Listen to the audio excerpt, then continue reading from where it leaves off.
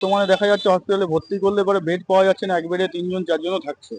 ঠিক আছে, যেমন গতকালকেই আমার ঘটনা, আমারই একজন ভর্তি ছিল, একটা বেডে 2 জন মহিলা একটা বাচ্চা সহ, তাকে আবার ওই সেই বেডেই ট্রান্সফার করছে, মানে 4 জন তাহলে হয়ে গেল।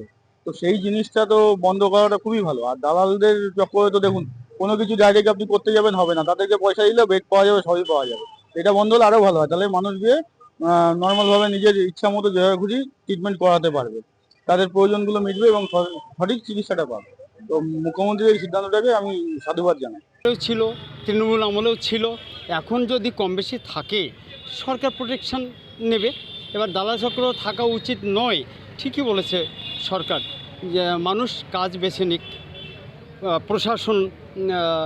প্রশাসনকে জানাক যদি দালাল চক্রের মধ্যে বা তাদের খপ্পরে পড়ে কারো ক্ষতি হয়ে থাকে হাসপাতালে, বিশেষ করে হাসপাতাল সবচেয়ে বড় পরিষেবার জায়গা, যেখানে মানুষ বাঁচতে চায়।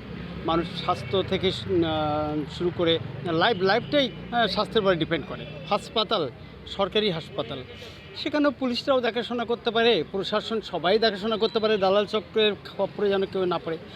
তো গিয়ে বেড পায় না, নিচে থাকে, অনেক অসুবিধা অনেক। ঠিকই বলছে।